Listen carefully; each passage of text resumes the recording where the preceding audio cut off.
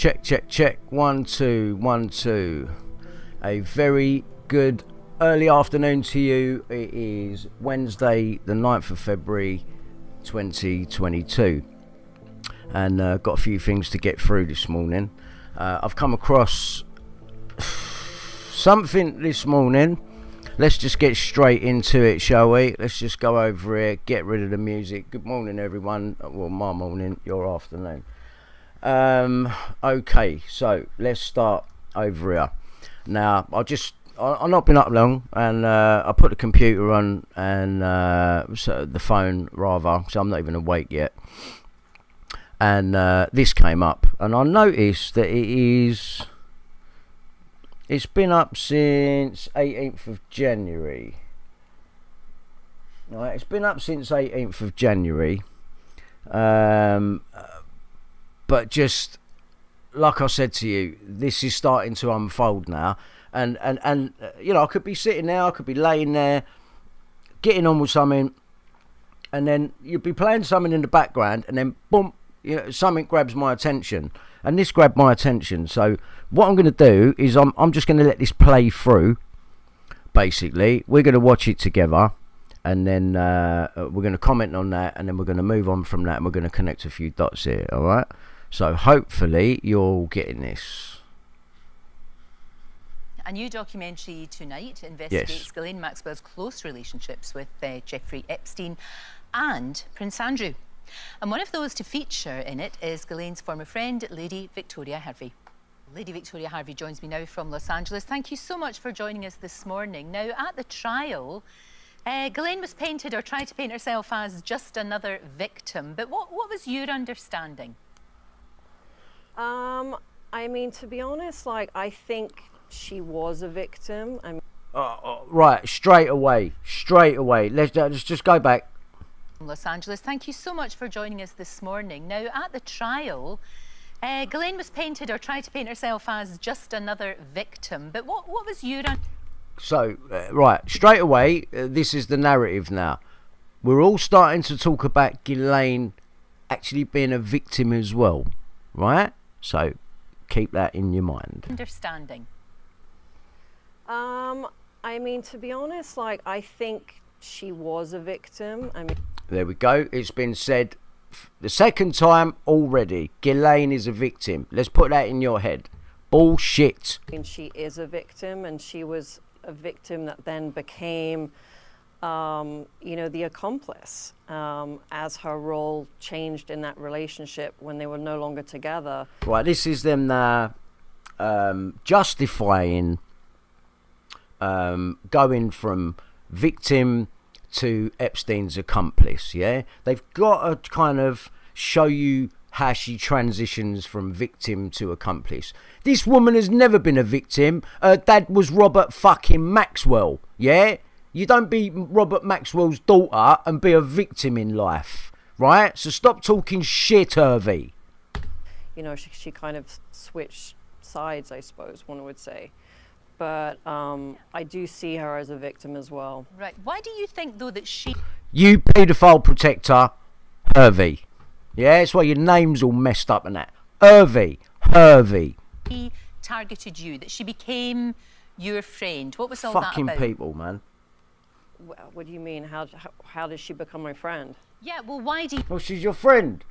How did she become your friend? What do you mean? What do you mean? I don't like this woman. And you ain't gonna like her by the end of this, yeah? The way she talks herself up, listen to it, yeah? I love me, who the fuck do you love? You think that she, you know, if you were just an ordinary girl with, you know, no connections or anything like that, do you think that she specifically wanted you in that place? Yeah, I mean, at the time, you know, I was really like the it girl of London, you know, on the social scene. Everyone knew me. I was at every, you know, dinner event. So it was kind of a plus, like having me on her list, you know, of people who to invite, and it sort of... Right, straight away we're getting problems.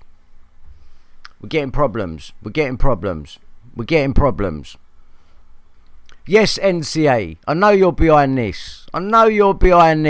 Yeah, trying to fuck up the signal now, yeah? You don't like where this one's going, do ya?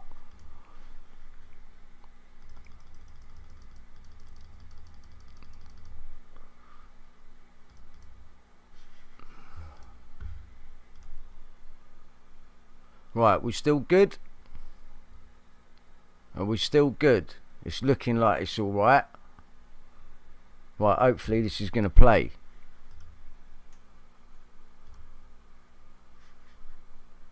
It sort of probably kept it more interesting as well for all the men that, you know, she was entertaining. Obviously, you want to have attractive girls that are going to be like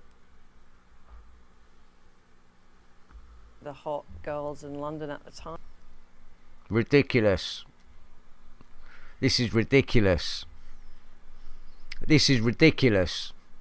So I think that was like a normal thing. This is ridiculous. And they sort of curated this network, didn't they? And you describe them as almost like a double act, you know, helping and enabling one another. Yes, exactly. It was definitely like, I don't think it would have worked with just, say, him on his own, because it was a lot easier for her to approach other women. Being a female, you know, girls would feel like less intimidated and less scared rather than the man. All right, nice one, DB. Got your message there, thank you. I think in that respect. That's a really good point, Victoria, because a lot of Jeffrey Epstein's victims said that they felt like that. You know, they wouldn't have necessarily been drawn into that web if it was just him. But because she kind of like, you know, went out of her way to almost be, some of them described her as almost being motherly or like a big sister, slowly. So, I mean, Victoria Hervey, Ghislaine's former friend, right? So this is her friend, and if you remember, it's been in the press that this Hervey bird dated Prince Andrew. And Hervey is the one who's saying, no, that picture of Prince Andrew is fake. She could have come out a long time ago, you know, and said that. She could have come out in 2014 and said that when it was circulating on the internet, being pushed out there by Bill Maloney and Ian Puddick. Yeah. Slowly they found themselves entangled in all of that. And looking back, you must feel very used, I would think. This narrative that the mainstream keep doing, they keep turning people into victims. You must feel, you know, used. Yes, but I had fun, I guess, at the time. You're and I was, you know, I was so naive, and people in my situation that were really young, of course, we were going to get taken advantage of. You know, models got taken advantage of all the time. You know, we were just sort of a pretty face to have, entertain people. But, you know, I was definitely sort of one of the luckier ones, and I'm aware of that. And you didn't see anything untoward. I mean, you said you had fun, no, I mean, but you didn't see anything that was. Good afternoon, everyone. If you've just tuned in, thanks for tuning in. No, for me, you know, besides the situation of having a feeling that I was like there were video cameras in the apartment, I didn't know. It was just, you know, dinner parties and social gatherings, and it all just seemed very fun at the time.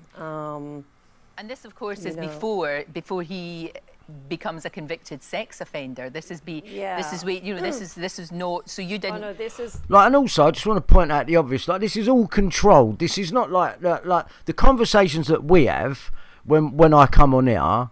Really, this is what we can deal with now, isn't it? Like, we can deal with it, yeah. So we don't need protecting by Lorraine and these people. We can deal with the facts. Let's have the facts. Let's talk about the facts without, oh, we can't say that because of lawyers. This is all cock blocking, you know what I mean? And damage control. And because it's on the mainstream and Lorraine's sitting there in a green fucking dress, you know what I mean? Sitting there, someone, trusted person that you've known forever, you know what I mean? Like, listen, no one's falling for that shit anymore.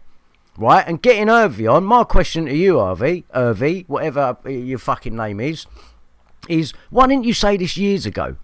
Yeah? Why didn't you come out and say this when the Newsnight interview happened? Yeah? Why didn't you say nothing then? yeah, because it is what I said it is. This is theatre, and they've run it for 10 years, right? I saw Prince Andrew and Ghislaine Maxwell in the Red Rooms nightclub with Daniela. She's already admitted it, except she hasn't named who the names are. She's admitted it, you've seen it. We need a proper police investigation. But do you know what? That moves me on to my next point. I don't think I need to play any more of that. I think you can see where that narrative's going, yeah? And it's going exactly where I said it would be fucking going. Right? So now, there won't be a police investigation. And do you know why? Do you know why? Because of this bitch. Yeah? Cressida Dick. I've only just found out about this police WhatsApp group, yeah, that her and Priti Patel are aware of, yeah, with all this shit talking about raping black kids in it, allegedly. This is what I'm hearing, yeah. Just spoke to Nikki Cooper. I fucking hadn't even heard about this. This woman's apparently facing the sack. Well, guess what? Yeah, I've got your documents here, Miss fucking Scotland Yard. You've got Sadiq Khan has now given you days or weeks to act on Met failings. Well, I'm going to give you a Met failing. I've tried to contact you and the fucking bloke before you. Yeah, what was his name? The bloke that's run away, sitting there talking on LBC. What was his name? Not Condom, not Dick. What was his name again? The one before you, yeah? The one you took over from, yeah? Him. Right, so you've got days or weeks, Cressida Dick, to sort the Met out. So I've got something to put to you. Okay, because you're running an honest show now, aren't you? So if you're running an honest show, then I've got stuff that I need to give you. First of all, you've got a ex-DCI named Simon Werrett, okay, and at the minute he's running about town, doesn't know whether he wants to be a DCI or whether he wants to run a digital company online now called Simon Digitally. Simon Werrett, this is DCI Simon Werrett, the guy that has got took on all the phone tapping fucking illegal recordings from Robert Kellaway, the man that hacked me and Millie Dowler. Simon Werrett took it on. Now he's hiding as a Christian pastor in South End. Coming from the, you know, this geezer was a DCI. He was head of the serious crime fucking department. I don't fucking know what they call it. It's all bollocks and made up anyway. Simon Werrett, right, there's your first point of call, because he took on illegal transcripts and recordings from Robert Kellaway and Conrad Brown, right, in 2002, April, when Millie Dowler was being hacked. I'm done from the 24th onwards, and Millie Dowler was done from the 10th, according to Glenn Mulcair, who can confirm that himself, actually. I might even play you that. Let's get Glenn Mulcair. We all know who Glenn Mulcair is now, don't we? Of course we do. We all know who Glenn Mulcair is. The one that got done for the hacking, Millie Dowler, ex-football player, geezer with the glasses on. Yeah, we all know who we're talking about. If you don't, Google him. Right, Google him. Now, I'm gonna play you something. I'm gonna play you something.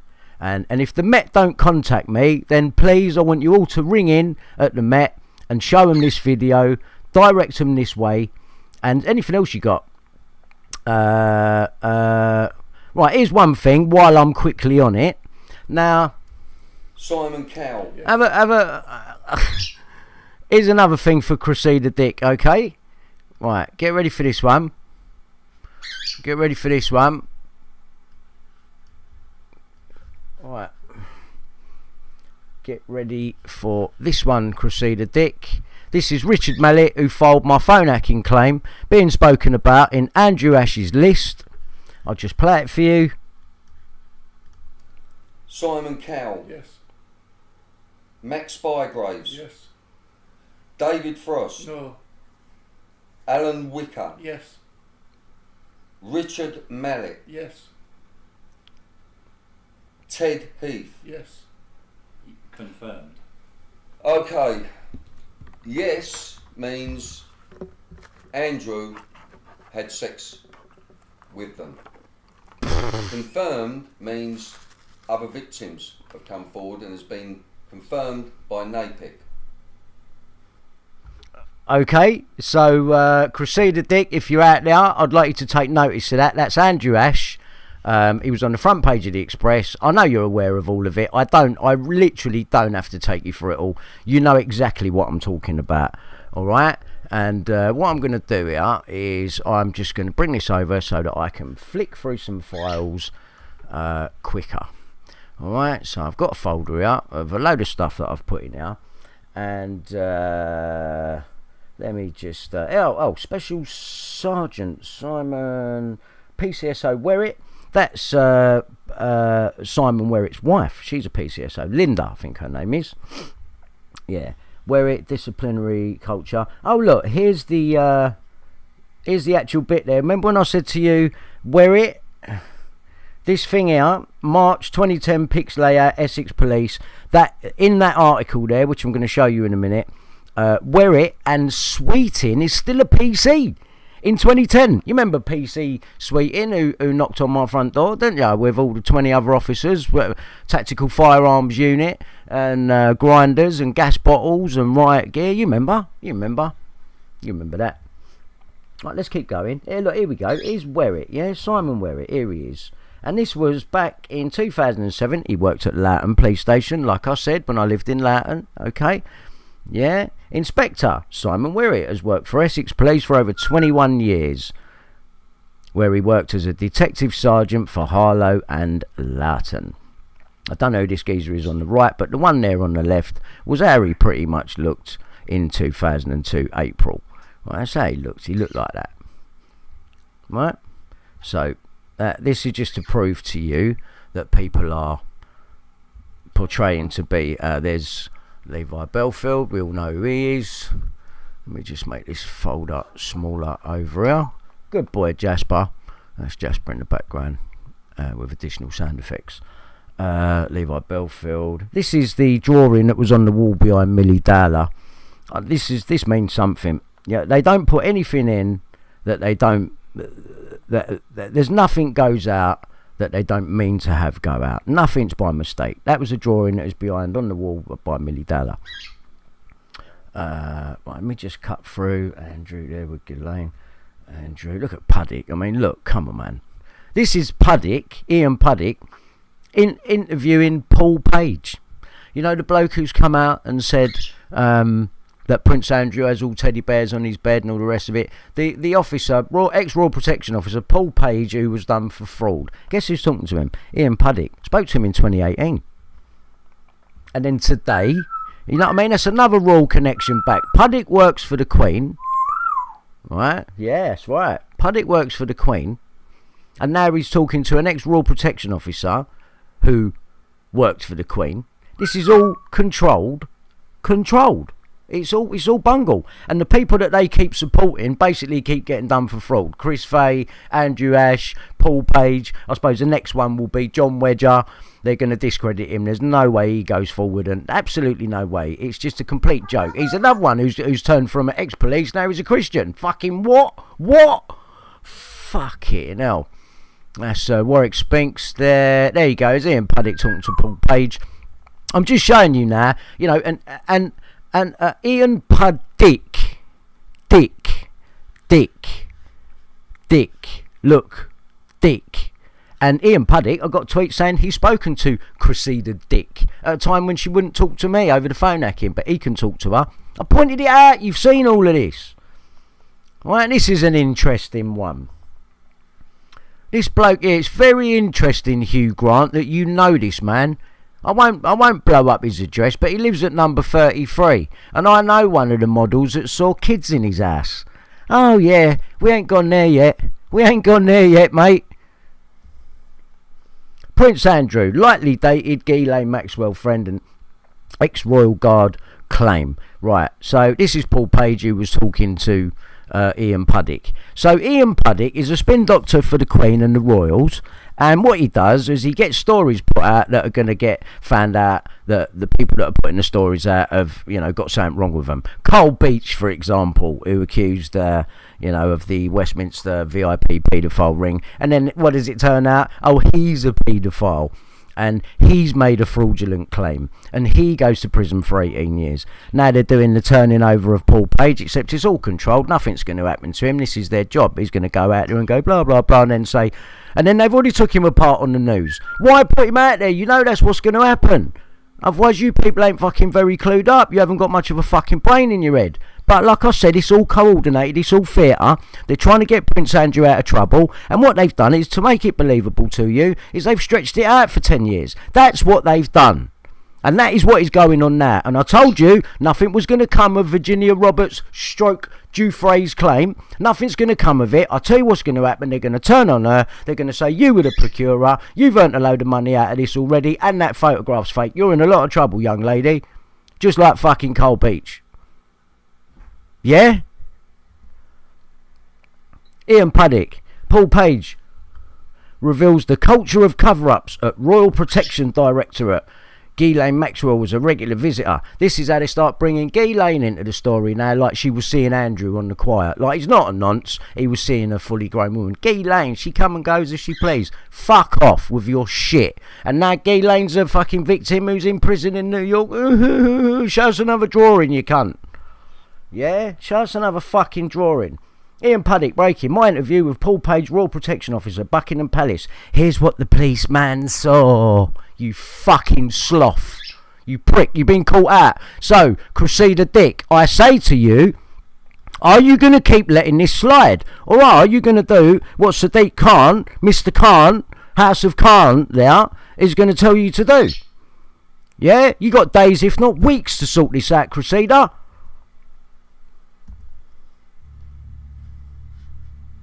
While you're at it, You will hear. while you're at it, investigate this, because Daniela has now become a witness in a crime at the Red Rooms where I saw Ghislaine Maxwell and fucking Prince Andrew and 2 fucking minors. Yeah? Now you better do something about it, or it looks like you're getting a fucking sack, love. Yeah? I don't care if I'm shouting and swearing. You'd be the same if you was me going through this fucking shit for 30 years. Now you better do something. If I was a paedophile and I was part of their paedophile ring, would I do that? Would I lose a job that was putting food in my kid's mouth for you? Yeah, we will hear it, Rhiannon, because he watches everything I do. Trudy told me when she lived 2 doors down from him, he used to run in her house when he was with Joanne and look through magazines that I was in and watch me on the telly. Up until a few years ago, until Trudy moved. Trudy's one of my best friends and he hates it. We've all tried to help him. Yeah, by calling me a fucking paranoid coke freak, you dickhead. Hayley Barlow, she's on my hacking evidence. She's part of Channel 4. She'll be the one that's covered up Tom Watkins' grand designs for him so he can run off to Maui. Yeah, look, there she is on the hacking evidence. Yeah? Hayley Barlow. Neil Wallace, who's on my hacking, he's friends with Ian Puddick. Puddick also works for the Queen and set up... Yeah, look, he said I've been sectioned. Sectioned? Nothing, his computers didn't get taken. There it is, look, I was kind enough to buy him a Ninja recorder. A Ninja recorder, you see it there?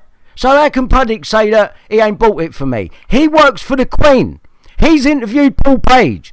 He funded the Andrew Ash story to get found out to be a load of bollocks. These people are doing it, Crusader Dick, and it's about time you fucking start looking at it. But you won't, because you're behind it. You're letting it happen, and now your ways are catching up with you.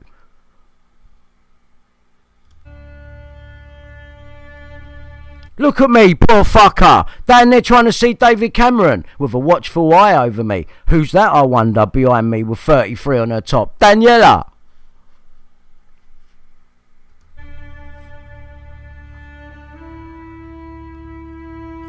Right, if you... Right, I'll just stop it there for a second. What does that picture tell you? What does that picture tell you? And what's going on in the media right now? What's that? Ghislaine's a victim. She's a victim, is she? Only when you've got people like this spinning the fucking media. Yeah? Crusader Dick? You're going to sort my phone hacking evidence out because I'm in the claims. I've got a claim number. I can prove that Scotland Yard that you run was dealing with Richard Mallet, who's been found out to be fraudulent again. There's that fucking word again, fraud. And he's coming up in Andrew Ash's list as an abuser, as someone that slept with fucking Andrew on a list with the ex-Prime Minister, Ted Heath. And Leon Brett, like, what, and you're not going to do nothing about it, and I'm going to be left to be the bad one all the time. I'm coming back to Scotland Yard, and you better fucking listen this time.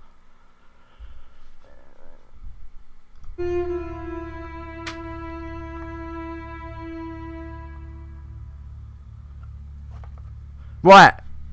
There's another thing that needs investigating. Tom Watkins, Esther Ranson, child line sex pest. She lets them get away. Who was she in with? Let's just go back a bit. Oh yeah, Tom Watkins, my ex-manager. Yeah, the fucking child procurer, the fucking nonce case, who's in with Jonathan King. Yeah? Look what she done. Let Childline lets sex pests get away. Yeah, old article. I done well fucking finding that one.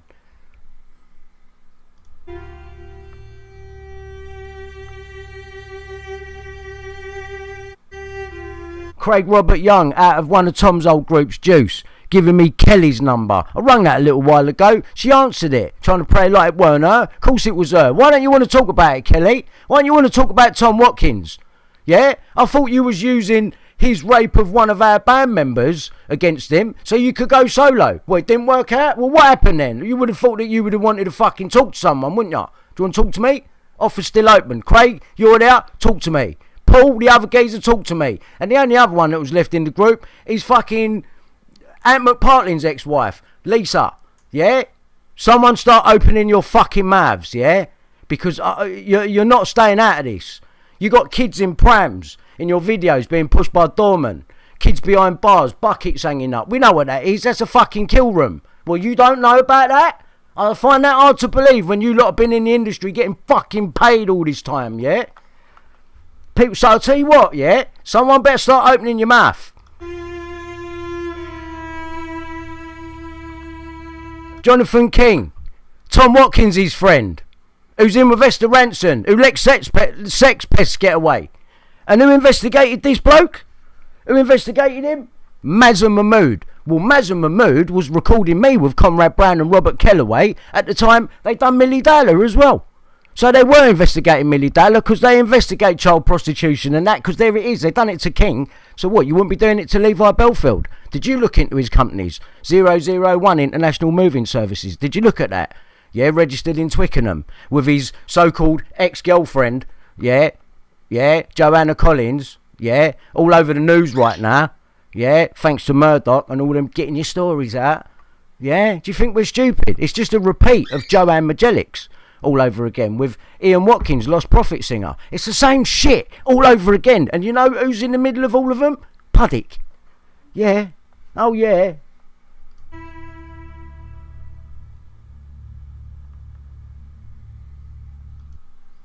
There's me sending it all to the police. Ian Tippett at Met Police. Yeah?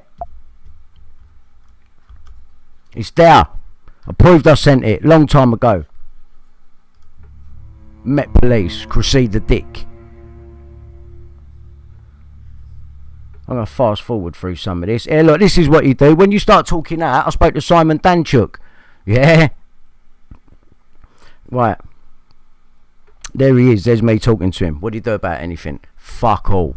Yeah? Advocate for fucking anti-child abuse? Don't fucking think so. And he went out with fucking Lou Dickens, didn't he? Wasn't he Lou Dickens' ex-boyfriend? Yeah. This is what they do to you when you try and talk out. Desperation takes over. Brian contemplated suicide. Ooh. And there's loads of them. Look. Ooh, Brian was so desperate he wanted to commit suicide. Yeah? Yeah, here's me seeing Simon Danchuk, right? Yeah, look, desperation takes over. Long battle with depression. Yeah, look, E17 living off benefits has contemplated suicide. What, and they weren't going to fucking try and kill me? You better fucking do something, yeah? I'm done with this fucking shit. I'm done with you fucking lying, cover up little boy bum licking slags. You better do something, yeah? You better. This time. You got days, if not weeks, to sort it out. That's what you got. Oh, but Brian Harvey in very desperate situation. Brian Harvey storms Downing Street demanding to see David Cameron. How many fucking years ago? Sorry, Jasper.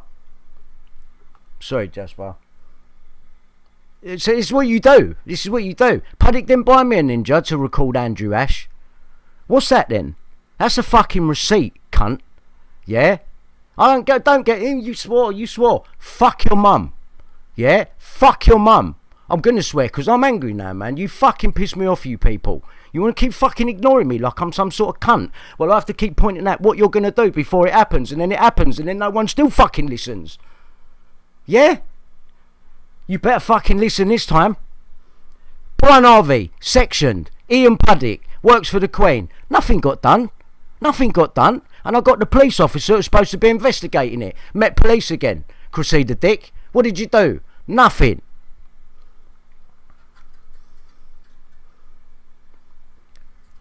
Phone tapping. Robert Kellaway. In the police. On the 3rd of May 2002. All this paperwork's all fucking fake. But we know the story happened. What's going on with this paperwork? Because I got that from, guess who? Richard Mallet, who's now been done for fraud and comes up on Andrew Ash's fucking list thanks to Ian Paddock, who works for the Queen. Now what the fuck is going on, Crusader Dick? John Wedger, ex-Met police officer. When are you going to correct that one? He ain't no fucking police officer. Because once again, I'd like to report him now, Mr. John Wedger, who came in my house while he was still active, because he didn't finish until 2017. Yeah, if his fucking video with Bill was anything to go by. But I don't believe the story anyway. Yeah, you're all fucking agents. And when someone works for the Queen, you ain't no fucking little players down there. You're trying to play it like you are, but you fucking ain't. You're out to destroy people's lives. And I fucking caught you. And now, I'm going to fucking destroy your lives. For the rest of my life, you fucking cunts. Because you don't do this to someone and get away with it. You're not getting away with it. I'm fucking exposing you proper.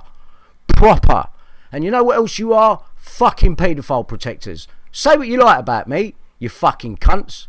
Say what you like. I ain't like you. And now, I've caught ya. And you're all fucked. And Crusader Dick's got days. You got days, mate, yeah? And you better fucking sort it out. Because I will be outside Scotland Yard with all your fucking paperwork pointing out how you've done nothing. Tom Watkins, Esther Ranson. Doesn't take much working out. You don't really need me to explain it to you. Rupert Murdoch, Ghislaine Maxwell. Ian Paddock, Neil Wallace.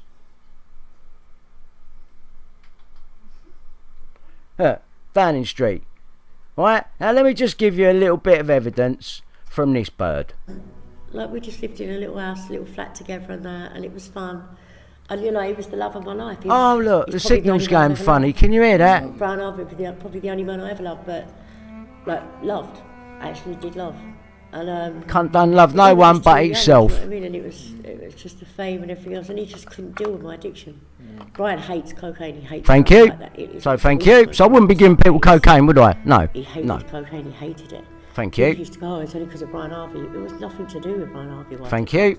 Thank you. I hope you're taking all this in, everyone. Brian hated that shit. Thank you. It's easy to do that. People do that, though, isn't it? Just sort of criticise. Yeah, do you know what I mean? It's easy. Like people used to say, oh, Whitney Houston only because of Bobby Brown. Well, that's what I was thinking. I mean, it's that's it. You know, on a much bigger scale, but it's like, do you know what I mean? And like Brian was a massive talent, and he still is a massive talent today. Within his, my son's worked with Brian. Even with like Brian's produced stuff with Kai and don't blow smoke up my arse. It's bullshit. Yeah, don't blow smoke up my arse. They're so alike, like crazy, but. I've seen what's going on with brother, and you know, like it's sad. Do you know what I mean? It's not ain't sad. It's real. What Brian's doing is real. Like that stuff about the Red Room and all that stuff about them parties and paedophile rings. Yeah, it happened. It's real. Yeah, I was part of that. Yeah. I was groomed and abused. I wasn't saying that's not. I'm not saying that's sad. I mean, it's sad that he's take it in, Crusader. What's sad is no one's listening to him, and he's not. And like people mocking and all that. Yeah, people are gonna mock him because they don't want to hear the truth. As much as this COVID thing has made people look at conspiracy theories, and what Brian's talking about isn't a conspiracy theory; it's real life. Yeah, then paedophile rings do happen. Yeah, then paedophile rings did happen on a massive scale. Yeah. That's how I got my fame.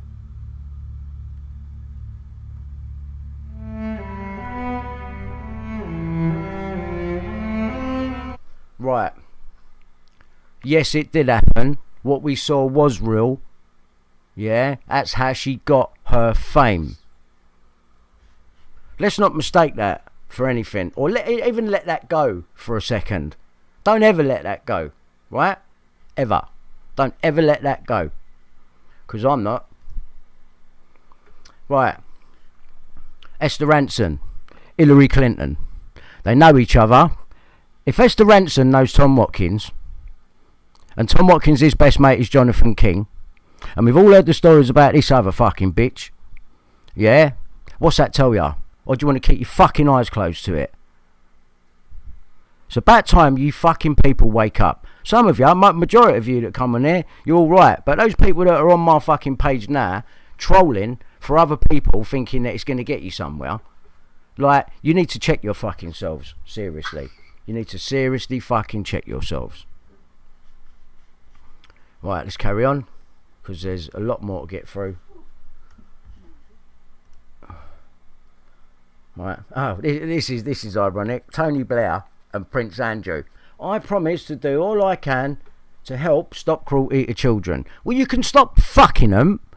That'd be a good start, wouldn't it, everyone? Yeah? And Cressida Dick, that's the other thing. She didn't want to investigate Andrew, did she? Yeah, we won't be investigating Andrew. No, I bet you fucking won't.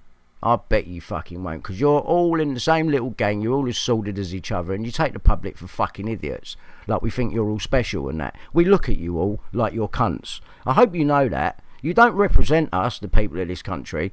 You don't represent nothing. We all think that you're fucking funny, inbred, weird, wonky looking cunts. Your eyes are too close together. Your teeth are too big. You're a fucking mess. Just get out.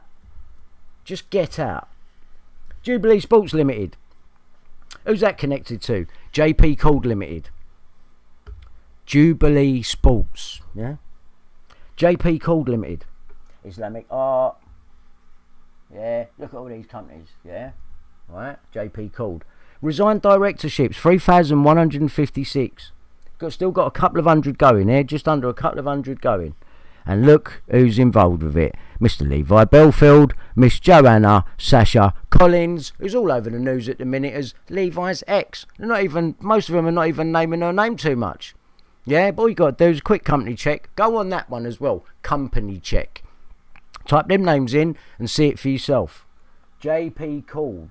And then company secretary hasn't even been spelt right. JP Cores Limited. Ooh, bit of a spelling error there. Yeah? Levi Belfield. How comes the Met ain't talking about the companies that he had or anything? He's got another one. Ocean Air Limited, International Moving Services. Let me ask you a question. What you moving? What you moving? I thought you was a doorman. I thought you was... What you moving? There she is. Look. 001 International Moving Services Limited. Maybe the mainstream media need to start asking her about that. Yeah. You won't get anywhere with it though, because that might as well say Miss Joanne Magellix. Because it's all come from the same place, I fucking believe. Mr. Levi Belfield, here we go. Here's his other companies. Yeah. 001 International Moving Services Limited. Atlas Ocean Air Limited. Yeah. Atlantis Ocean Air Limited. So that really, all of that, international, that seems like it's global, doesn't it? What are you moving about globally?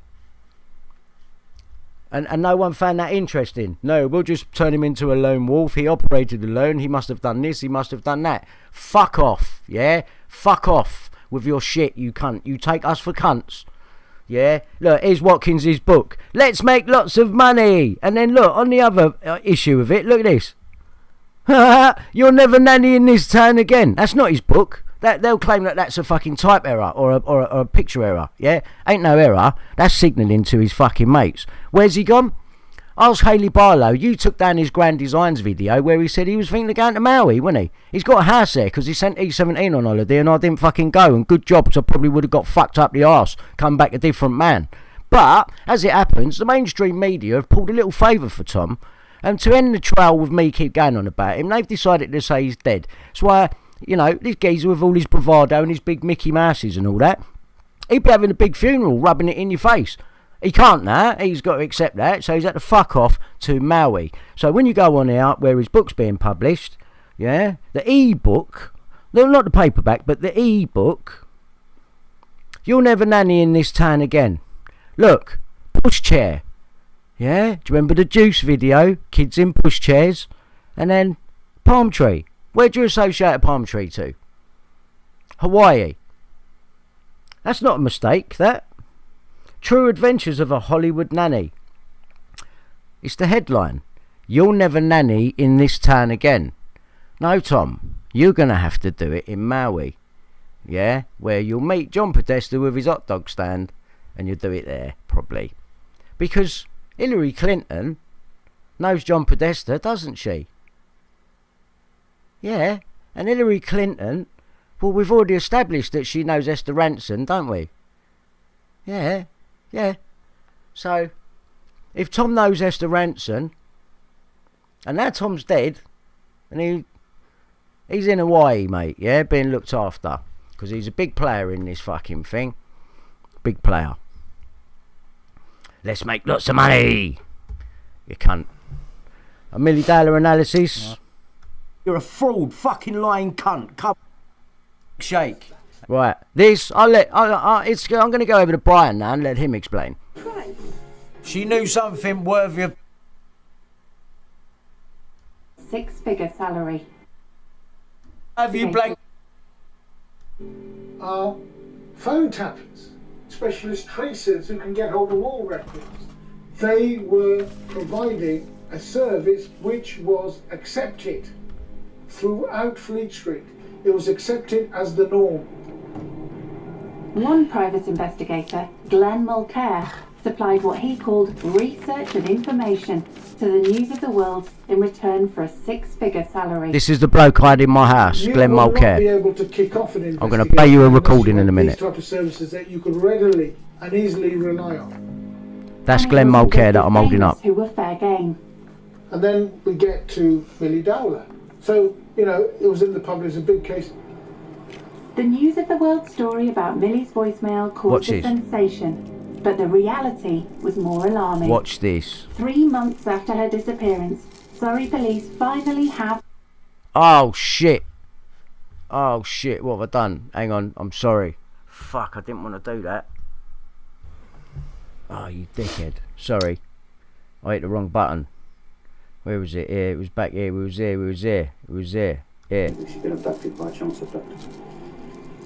And if she has been abducted, Surrey police have already missed a key detail that could have changed everything. I can't believe it. It's inside, man. It's an inside job. What did Millie know, man? What did Millie know? She knew something. She's been prostituted. She knew something. That's a low price. All I know is she knew something worthy of being phone tapped over. She's been prostituted to police and higher ups. She knew something worthy of being phone tapped over, right? And why did they blank that out just then? Why did they blank that out? You know why they blanked that out, didn't you? Yeah, that's why. Robert Kellaway. Oh shit! No, that's was the same one. We're going back a bit. We're going back. Here we go. Get away! Yes. Go back. Here we go. Right now, watch this, people. It was just like a job. She's picked up her voicemails, Bob. She's alive. But it might be someone else who is picking up Millie's voicemails. You're a naughty On man, April the 14th, one newspaper runs a sensational story. The News of the World Watch. had found a message that appeared to be really, really significant from a business in Telford in Shropshire that appeared to be offering Millie Watch the article. a job in their business. Watch the one they show. This is the News of the World. Look, why are they blanking it? On the 14th of April. Why are you blank? Look, people. With the person they don't want that name coming into it. Robert Kellaway. We're ringing because we have some interviews starting. Can you call me back? Thank you. Bye-bye. The News of the World got very excited about this. Fuck. They thought, right, this is our exclusive. We send half a dozen people up there, we'll find her. Tell me you see that, people. Show me thumbs up. Show me you saw that. It looked as if Millie was alive and that she was being offered a job. Why'd they blank that out? There can only be one reason. Were obtained by a shadowy network of men and women. If you needed the information and had the money, it seemed anything was possible. These are a list of probably the best known. It's so frustrating. Why have you blanked that page? Or private Why have you blanked that page? Hired by the newspapers. Because of what I pointed out. Secret or privileged information. You've got people who've got connections with phone companies, with finding out about cars, DVLA, and then people who, within that network, are phone tappers, specialist tracers who can get hold of phone tapping, there it is. They were providing a service which was accepted throughout Fleet Street.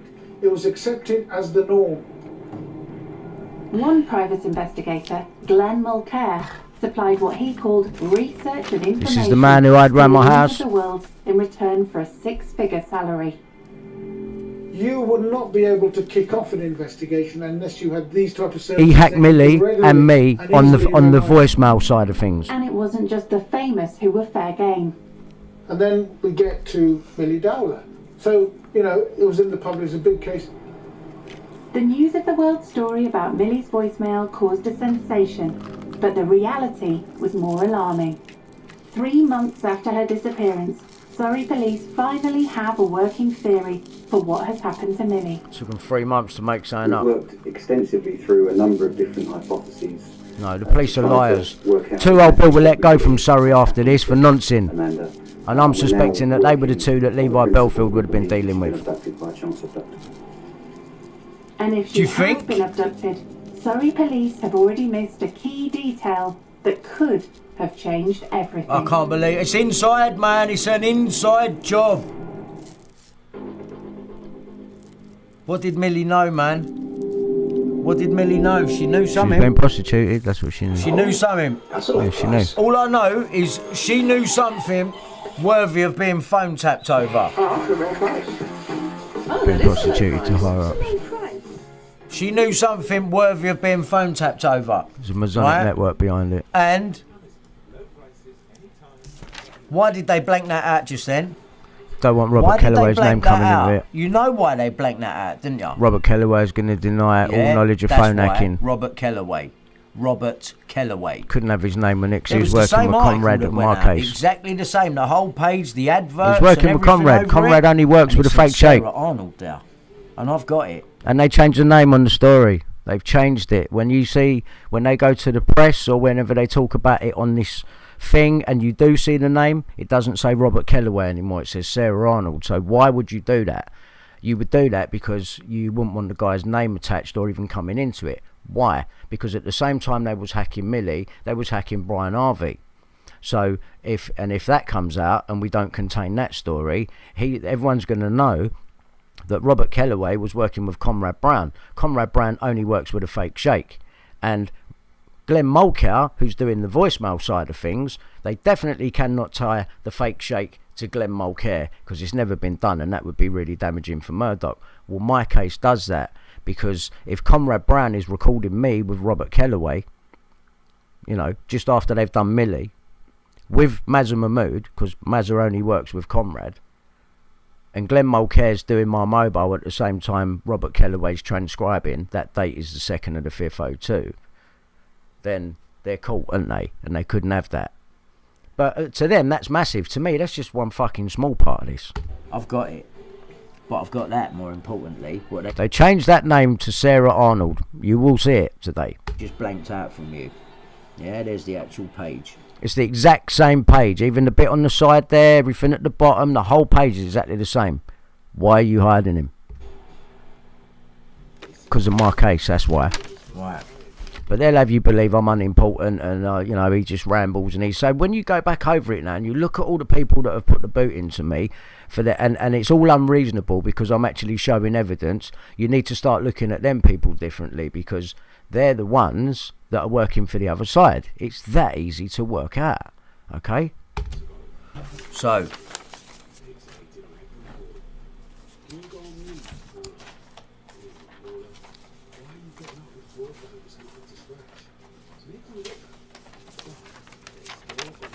That's the man that done it.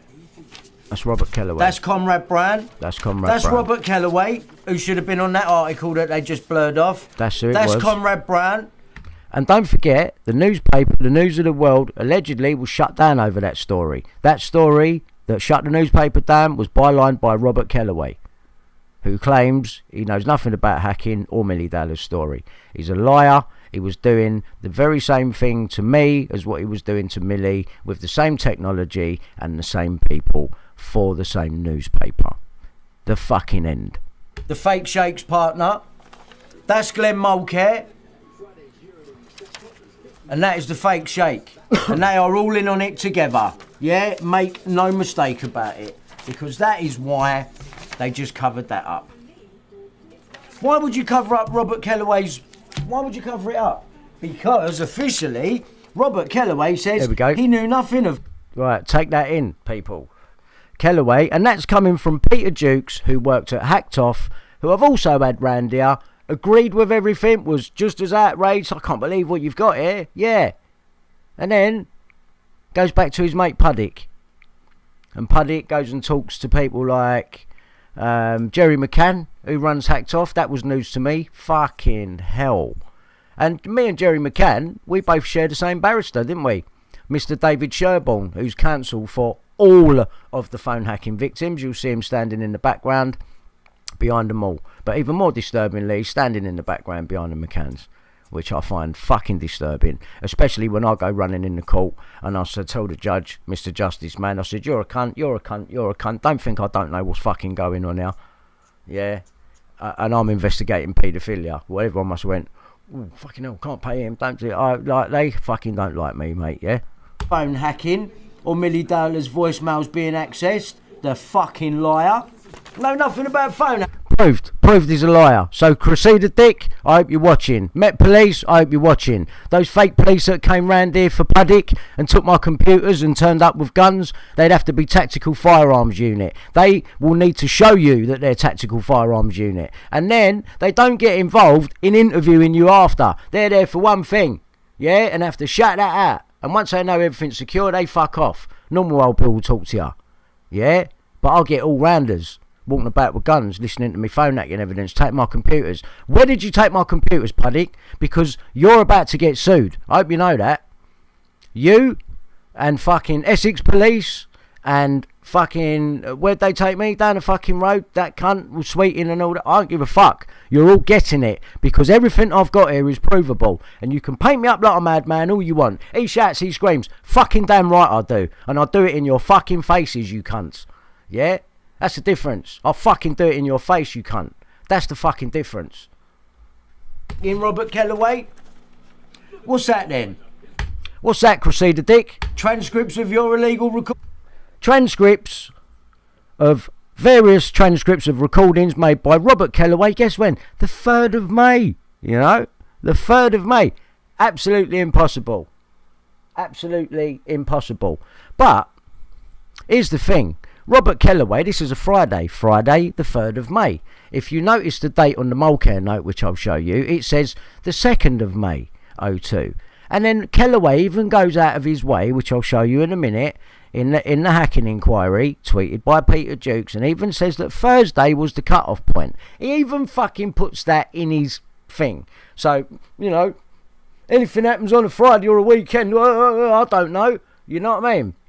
So even states, and it just so happens that 2nd of the 5th 02 is a Thursday, and it falls on that day. But I thought you didn't do anything Friday, Kellaway. Well, you're in the police station, according to this paperwork that I've got from Mallet through the legal ombudsman. But I doubt that really even was the legal ombudsman that I spoke to, because they've been diverting my calls, you see, because I've got people on me that work for the Queen, because of what me and Daniela saw in the fucking red rooms, and they're scared that I was going to say something about it.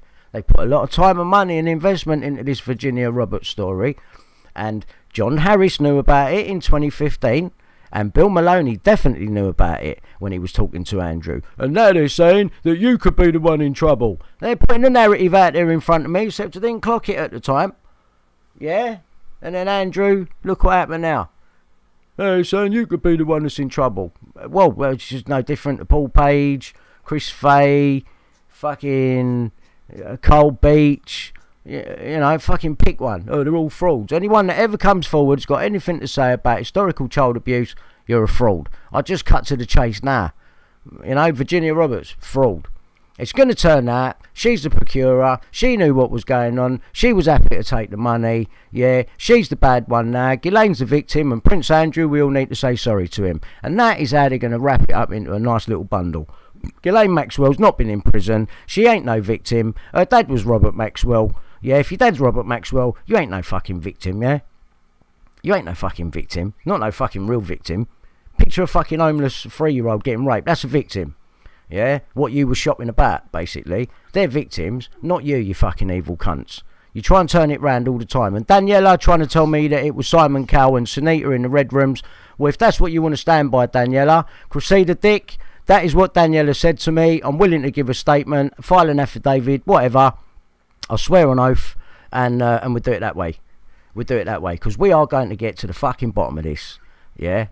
We are going to get to the bottom of it this time. The police knew as well. Especially when Crusader Dick and the Met are under scrutiny right now and under pressure to start doing the right thing and become transparent. Well, you can fucking start with me, can't you? Because whether you like me or not, and whether I scream or shout, or whatever your fucking opinion is on me, I've got fucking legal paperwork here that's coming from Scotland Yard and it needs fucking sorting out. And we want a public inquiry on this one. Thank you very much.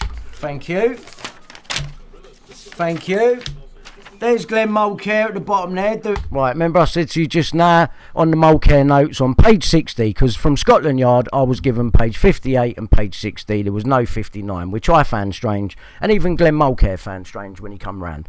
And what I'm showing you there on the bottom of that page, the top bit is a part of an email from Robert Kellaway, who knows nothing about phone hacking or any of that type of stuff, but he's sending his illegal recordings and transcripts to DCI Simon Werrett, who's now a Christian pastor hiding in Southend and has now changed his Twitter handle to Simon Digitally. It used to say DCI Werrett or ex-retired DCI. I'll show you, I've got the screenshots, you're going to see it in a minute. Yeah, so he's hiding now. That's no coincidence at this very fucking time. He's a Christian, by the way, just like John Wedger, so maybe they know each other. Could be. He's Essex Police anyway, and I've got DCI Werrett and PC Sweeting in 2010 together. So how can there be PC Sweeting knocking on my door in 2022? Fucking hell, no one's give you a leg up in all them years, mate. You ain't been promoted. Hardly seems fucking worth it. I'd get out of there if I was you. Instead of coming round harassing pop stars, dragging them out of bed, trying to wind them up so you can get a reaction out of them, then you can break in their house so you can fucking go and leave some of your dirty little child porn in there and then go, oh, guess what, he's a paedophile, he only had this in his house and he only had that. Fuck your mum, you cunt. I'll tell you, I'll fuck her for you. Nick, I might have to just do one copper's mum. I'm sorry. I just fucking ragged the fuck out of her throat because she's a cunt and she gave birth to a fucking piece of shit. You fucking cunt. Anyway, let's get on with it. My mobile, as instructed by Neville Felbeck on the 2nd of the 5th 02. And there's you, Robert Kellaway, on the 2nd of the 5th 02, transcribing your illegal recordings of me and Reese, who's now dead. Maybe we forgot about that bit. But yeah, the other bloke who's got proof of phone tapping along with me, who's named in all these transcripts, who was being recorded, guess what? He's only dead. He's only dead. My mate, he's dead. Yeah, so in 2016 they're saying Hero Dad died in Spain saving his daughter from drowning. Hero Dad. But in 2002 they're calling him a drug dealer here, and you can fucking see it on that document right there. Yeah, so you can pay his daughters a load of money compensation for what you've done because you've killed him. Yeah, I am accusing you, Murdoch, of hiring a hitman to kill Reese Morris on holiday while he's in Spain by way of drugging his drink. So he goes out in the sea with his daughter, he comes over all funny, fights because he don't know what the fuck's going on to get his daughter out of the water because he probably thinks it's happening to her as well, and he drowns. How very convenient for you, sir. Yeah? You wait, I'm going to fucking destroy you all, and if you think you can come round and intimidate me or send people, you better leave that alone. Fuck you, I'll stab you in the eye, you cunt. Come anywhere near me, come in my house, in my front garden, I'll fucking ruin you. Right? Know that right now. I don't care who you are, how big you are, who you know, how many guns your mate's got, I will fuck you up. Do you understand me? Don't come anywhere near me, you dirty cunts, because I will switch up on you. Fucking intimidating Made by pieces you of shit cunts. and Conrad Brown, the fake Shakes partner, all being done at the same time Glenn Mulcair's doing my mobile phone. You are the same crew that done it to Millie Dowler. And you weren't just listening to her voicemail messages, you were phone tapping. And the editor, Greg Miskill, has admitted it. And you heard it. You heard it earlier. You heard it. Played it again earlier. You've heard it. A couple of videos up before this one. Have a look on BHTV1, you'll see it up there. It's there. It's all admitted. Now, why not getting bought up? And that girl got took as that thingy camera was just turned away for 50 seconds. And that ain't an inside job. That ain't planned. And they didn't let Rebecca Brooks destroy all of them files that was going to incriminate Surrey Old Bill in a fucking paedophile ring. Yeah? Yeah. And others. Yeah? So, she was destroying... You remember, you hearing about it? So, laptops and loads of paperwork, setting it on fire in a skip and that. Why didn't the police arrest her? Because it was in the police's interest. That's why. Not to arrest her. Just like it was in the police's interest not to ever let this come out. DS Werrett from Essex Police liaising with Robert Kellaway, who hacked Millie Dowler. DS Werrett is now a Christian pastor called Reverend Eastwood Evan in Southend. And if he's a Christian, I would say come forward and tell the fucking truth about what you know, Werrett. Tell the truth about what you fucking know. Because either you do that, or you're getting arrested, mate. You're getting nicked. I don't care if you're fucking serious crime directorate. Yeah? You're a fraud, fucking lying cunt. Cover up merchant. Proper fraud. Let's get back to it. Is he even real? That's what I'm asking now. Are any of them real? Are any of the stories you've been getting real? Fucking Christian. It was thanks to a secret technique known only to a handful of private investigators. When you get a new mobile phone, there is a default PIN code which gives you access to your voicemail messages. Most people didn't realise that they could change their PIN setting. Most people just use the default automatically. So if somebody else rang into that number and got through to the voicemail, you could then trigger the recital of the voicemail messages. It was a very quick way of getting... See, they're only talking about hacking, listening to the messages. They were phone tapping, listening to your live calls. Maybe somebody quite surprising, speaking to them. They then thought, well, we can really go to town on this. The News of the World has got hold of Millie's number from a child at her school. Then, hearing a message for her, they run a story implying that Millie may be a liar. Well, I'm going to prove that that is a lie.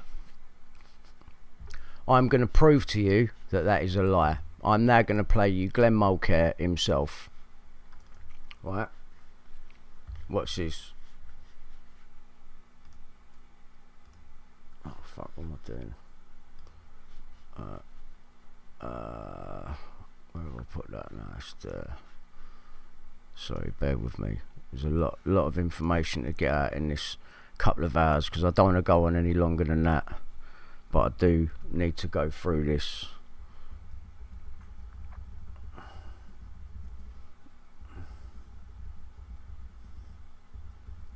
Around it. Right, so here's another thing. Ian Puddick here, 2018.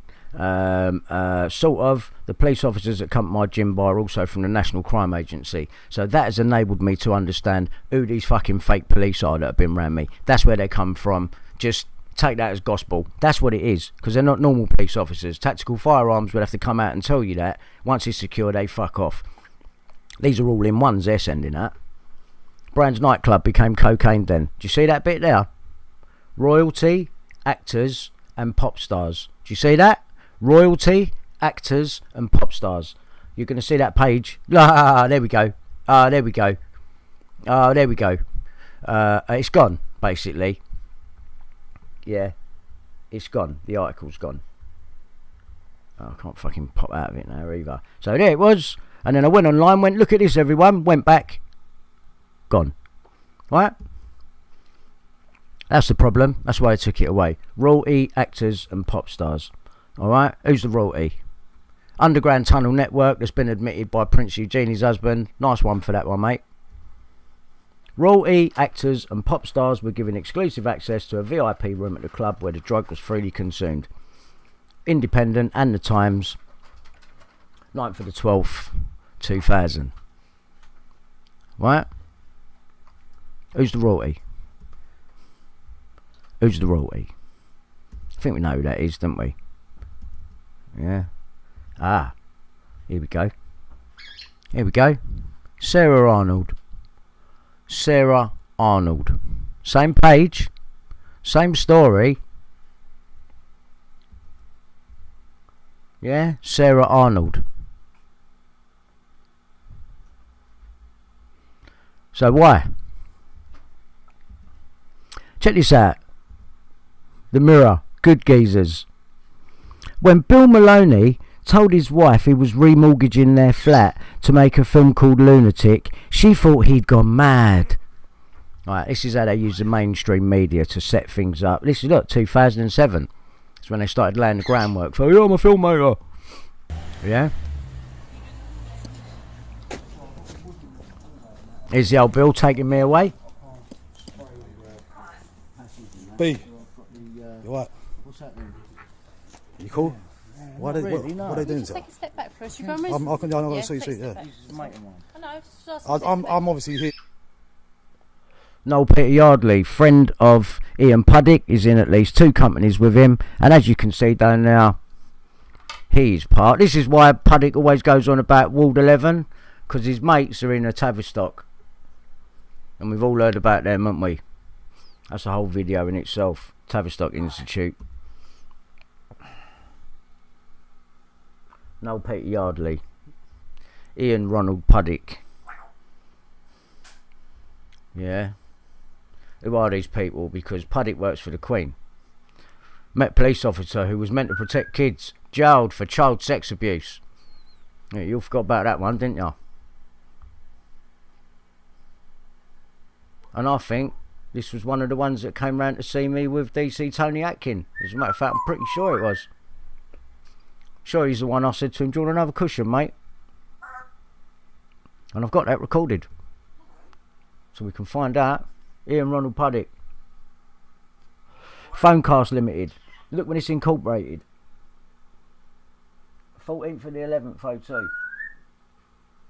Appointed. No, that's not when it was created. It was created on the 14th of May, 02. Phonecast Limited. That's the one that he worked with the Queen with. That's the one on the cards. There's a little graphic there for you of how the mainstream media and the intelligence services all work together.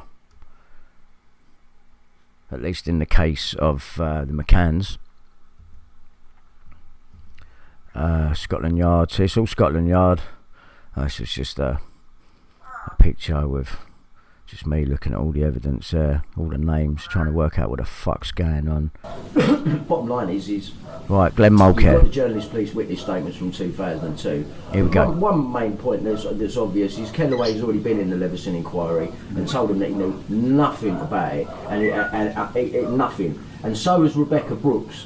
Now I've got a piece of, I've got a, it was Richard Mallett summing up and writing out the stuff for the case. Rebecca Brooks had been contacted on it, right? So because she says, and I've got a quote from her, she does not want to be called to court, very unhappy about the way the case has been handled. Yeah. And I put it to her, what you're unhappy about is the phone tapping and you getting caught out about it. Because in the same thing, it says that they are fully aware that they knew they set me up. Yeah. Fully aware that they knew this is Glenn Mulcair, you know. And she's made a quote about it, but then when you look to the Leveson, she knew nothing about it back then. Well, so I don't think she went under oath there and things like that, you know, on diet and things like that. So they're protected, aren't they, that lot, basically. It's what did Exaro call it? They called it News International Freemasonry. So, but I mean, I've seen it for myself. You've got old Bill connected to them. I mean, even in my case, right, you've got Robert Kellaway talking to DS Werritt at Loughton Police Station, who's now, or was DCI Werritt, was promoted and put in the Special Crime Department, SCD or something like that they're called, and now he's retired. And I followed him the other day, I found him on Twitter. And he's just retired. So as he's just retired, I've just found him on Twitter and sent him Kellaway's email. to him from back in 2002, and I'm like, why haven't you done a fucking witness statement? You were the first person at Loughton Police, the police in general, to take on Kellaway's illegal recordings. Now you knew, I've got the document there, telephone conversation between Kamal Zulba and Brian Harvey. There it is. Between it? A guy called Kamal Zulba they used to set me up. He's Chinkford, local place. Like Glenn don't know, you know what I mean? Where was I? Zulba. Anyway, here's the important one. Right. So check this. Me ranting Ravens and calling him out, he just go, no. He had me. Right, so I'll give you a quick little bit of background on this clip. This is Glenn Mulcair in my house, and and I've asked him about how they got Millie Dowler's number in the first place, and he said that the official story that went out is that they got it from school children, right? Which is bollocks. This is where they got it from, and this is Glenn Mulcair. Like I say, this is that man who hacked me and Millie Dowler, knows more than he's letting on, and this is him in his own words describing how they got Millie Dowler's phone number. Me ranting Ravens and calling him out, he just go, no. Oh, by the way, I should just tell you as well that the person that he's referring to as the conversation kicks in is Neville Felbeck. Neville Felbeck was chief reporter at the News of the World, and he was the one that was tasking Glenn Mulcair, this man that you're hearing, to hack me. That's why on the top of page 60, the date that I keep referring to, the 2nd of the 5th 02, and above it, it says Neville. Well, from Glenn here, that is a note to Neville, because he's been tasked to phone hack me. Listen to my voicemails. Neville was tasked Glenn to hack me. So any notes that Glenn makes, he'll put Neville, top left, or whoever else has tasked him to do it, right? So that's what Neville, the 2nd of the 5th 02, is on the top of page 60, right? Which is obviously when he was tasked to do my mobile. Now, the fact that he was told to do my phone on the 2nd of the 5th 02, the same day that Kellaway's going to sit down and transcribe on his laptop all his illegal recordings of me and send them to DCI Werrett, who was DS Werrett at the time, if I remember rightly. You've seen that email, which I've showed you, which is the email then from Kellaway the day after he's been in, where he's done his transcripts of, because he says in the email, here are the conversations of the transcripts I outlined to you yesterday.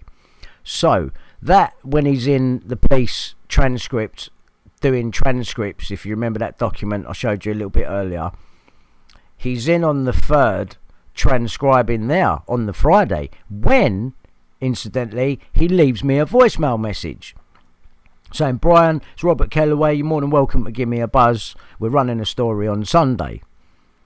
Well, why ain't that message in the Mulcair notes? I got page 60, I got page 58, but I got no 59.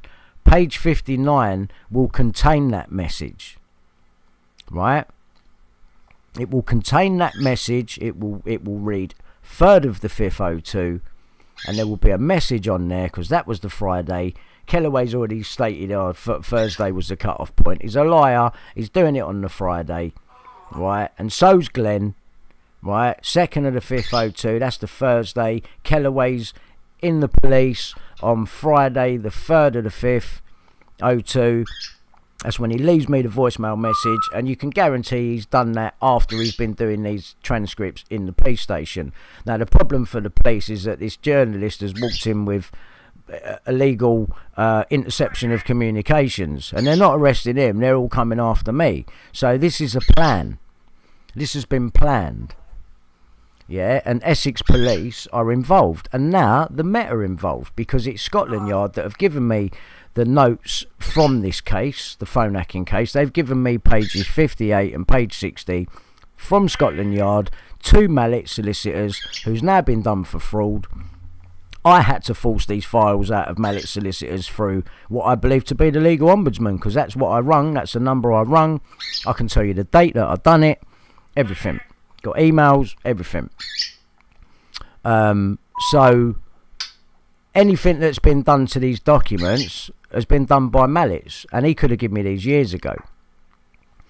But he sent one of his firm round with that David Sherborne, who I said represents all the phone hacking victims, and the McCanns. He's their barrister. This geezer's on like £10,000-20,000 a day. He's sitting around my house in Walthamstow talking about how we're going to deal with the case. Now, originally, me and my ex-wife were supposed to be put through together, but they split us up.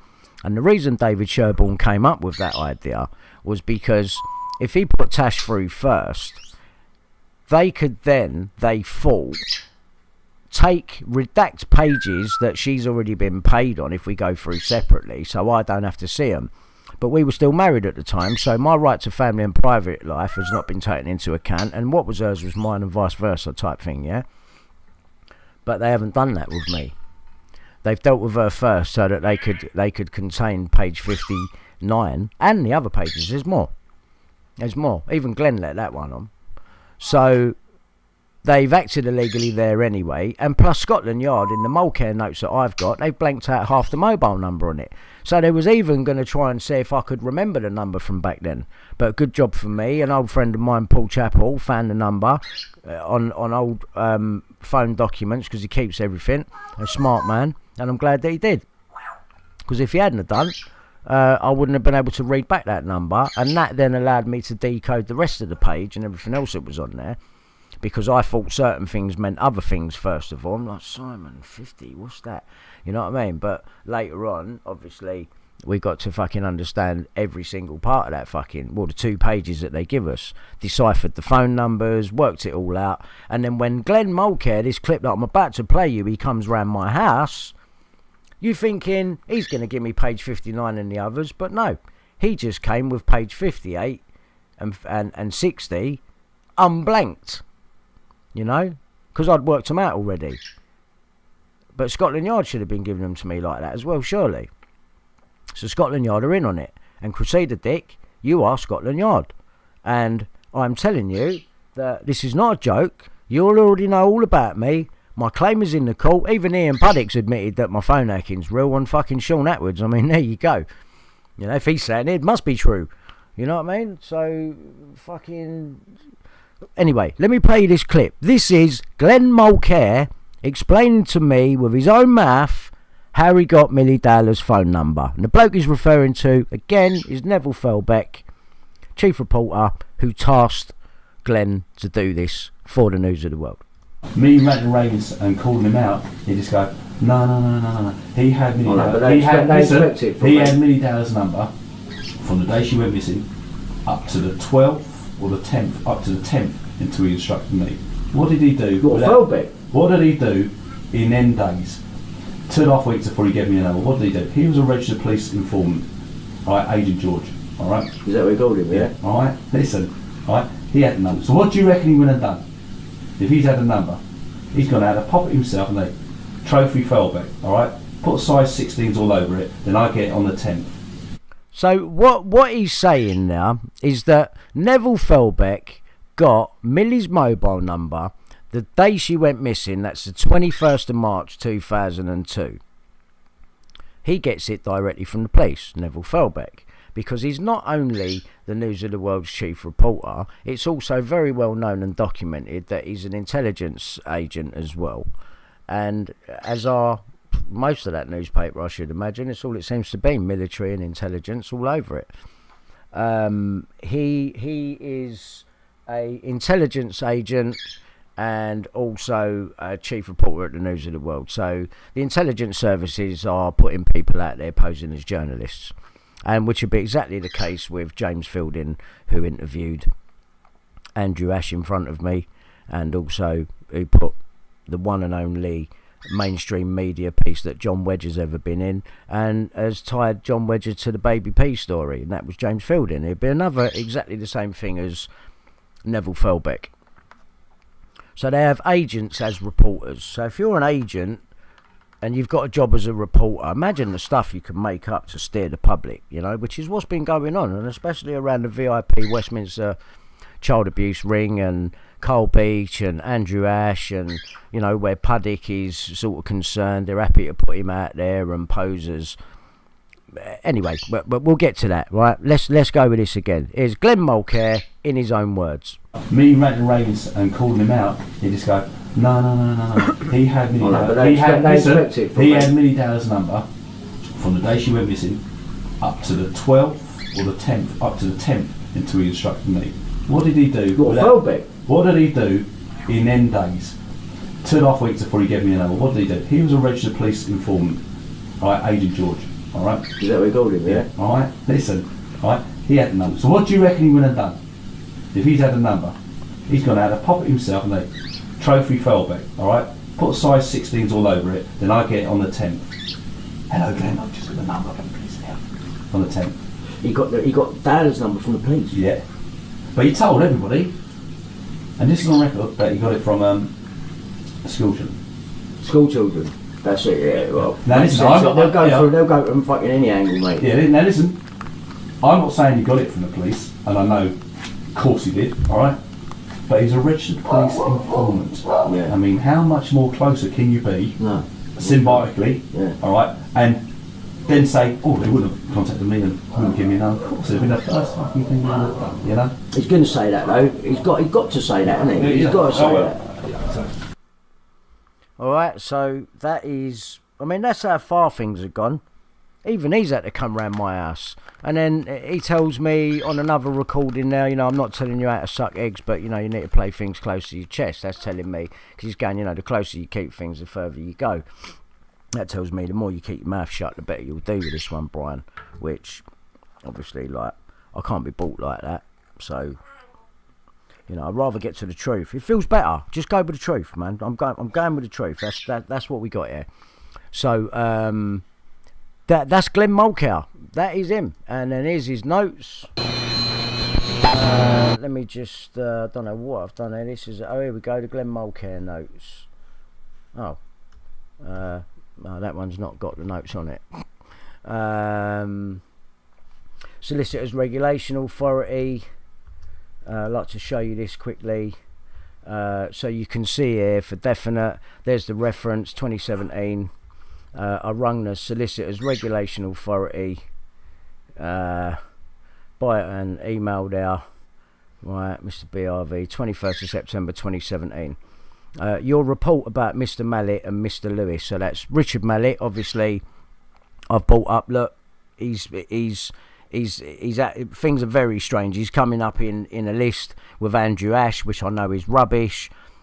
He's been covering up my files. You know, it was very hard to get hold of for like a year and a half. It's like I'm being fucked about here. It started off my case is million, slam dunk. Next minute I'm getting offered $5,000. It's like I went in and I said he's been holding back all the police witness statements. Things look like they've been changed. Numbers are not in chronological order. All sorts of stuff. So I told them about it. So this is what they come back with. Dear Mr. Harvey, your report about Mr. Mallet and Mr. Lewis, who is Mr. Mark Lewis, the other solicitor who comes up, phone hacking solicitor, and this is who the Dowlers used. And he didn't seem interested in Robert Kellaway and everything. He said, I can't do anything with this. He had it over a weekend from a Friday to a Monday, come back, said, I can't touch this. And he said, what do you mean you can't touch this? What, you MC Hammer? Fucking hell, I'm just bringing you fresh evidence here. Kellaway's talking about he knows nothing. What do you mean? Like, none of this makes any fucking sense. So I fucking reported the cunts, yeah? And my report was, thank you for contacting the SRA. That is not the Satanic Ritual Abuse. That is the Solicitors Regulation Authority for anyone out there. I ain't been contacting Satanists, as far as I know. Thank you for contacting the SRA with your concerns. Your report was passed to one of our regulatory supervisors who has reviewed all the information you provided and all the other information we hold about Mr. Mallet and Mr. Lewis. What other information? Right, well, we now know that Mallet did get done for fraud, and that conviction date was coming up, so that makes sense. This is 2017. Mallet's conviction date was in 2017, if you remember. So it makes sense that they didn't want anything to rock the boat. They wanted to get their conviction, so they did. So respect to the Solicitors Regulation Authority. They actually was telling the truth here, even though I found this strange. We are writing to let you know that we will not be taking any further action in relation to your specific concerns. Now that is worrying, isn't it? That's a bit worrying. The reason we are not taking any specific action is that there is already an ongoing investigation into Mr. Mallett's conduct. We have also received other reports about Mr. Lewis. Ah, there you go. Conduct which are currently being considered. Well, I haven't heard anything on that one yet. Maybe we need to look into that one, because he has had all the evidence. I can fucking prove that. And we, like, you know, he needs to be prosecuted like Mallet then, doesn't he? And I notice Mallet's got an appeal going. Yeah, don't let him get away with that. Yeah, deal with my case then if you're going to let him off. You deal with it while he's still fucking fraudulent, as far as I'm concerned. The SRA does not act on behalf of individuals, nor does it investigate every report we receive, blah, blah, blah. She's just getting longed off now at the end. Right, but additional information to us which will be retained on file. So they will keep it on file, so that's good. So I've got that to go back to, and I've got the proof of the letter. Very worrying, because they shouldn't be picking and choosing. It should be, yes, give us everything that you've got, is what they should be fucking saying. So that's strange in itself. No, strange. Jonathan King, this was, I went ballistic one day. This was when I got Robert Kellaway's police witness statement sent to me by the T-boy. And that day, I just thought, fuck, everyone's taking me for a cunt. What are you doing hiding my shit for fucking year and a half? Like, fuck you then, yeah? So I went in on Jonathan King. Hello, Jonathan King, Brian Harvey, ex-lead singer of E17 here. I wonder if you'd like to talk to me about your best mate, Tom Watkins. Let me know, eh? Hi, Brian. No problem, except I hardly knew Tom. What would you like to know? Tell you what, let's meet up. I'll play you all the recordings where you keep coming into Bill Maloney and Andrew Ash's story, saying you're here at a party with a load of kids, that one. Save yourself a load of bother. I would just do an interview with me, Jonathan. Yeah, I ain't going to start fucking, putting a boot into you and that. I genuinely want to get answers here, right? I genuinely want to get answers. So that's all it's about. Mate, no fucking secret about it. I want to get answers. I want some truth, because I know you know some truth. So there's no point to me, I didn't even have a meal with him. Bullshit, mate. Yeah? And Mazza Mahmood, really, if you want to save yourself a load of trouble, you should be contacting me as well. Because if Jonathan King don't play ball, then you bring me something that will make him play ball. And maybe I'll leave you alone. Yeah? Me ranting Ravens and calling him out, he just go,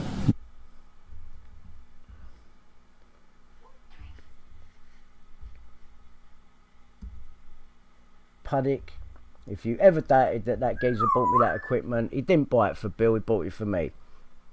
Brian has insulted Bill to kingdom come. He's a down-to-earth fella and still has feelings. I was kind enough to buy him a Ninja, yet he continuously insults both me and Bill for no apparent reason. No apparent reason? At least you admit buying me the Ninja, so that's it, you're tied in, mate. I've got your receipt, I've got 2 admissions of you buying it. There's Bill Maloney following Tony Mortimer back in, 2015, I don't know. Felt all very strange to me. Dr. Evan Harris here from Hacked Off. Comrade Gregory Graham, police witness statement from my case. That is the same man who did all the Mazza recordings. John spoke highly of you, mate. Hi, Brian, hope to see you on Friday. Right, never happened. Never happened. We never got to meet. Here's Comrade Brand and the fake shake. Going to court. Right, there they are. They come as a fucking pair. There's a Millie Dallas story at the paper. Robert Kellaway. Right? Robert Kellaway. Why are they going to all of that expense? Dr. Jack Chuddy is the case. Here's my case. Look, yeah. Who took it to Dr. Jack Chuddy. The suspected drugs did not come into possession of the police until over a month later. Here's my case, because there was no drugs. When, according to his statement, DC 2430 Charles collected the rap from Dr. Chuddy. Dr. Chuddy is some drug dealer that the News of the World use. And Volker Science. Check it out now, it's like it never existed. It was in Ealing. Who else lives in Ealing? Oh, Scott Jones. That's right. You've been to Downing Street, haven't you?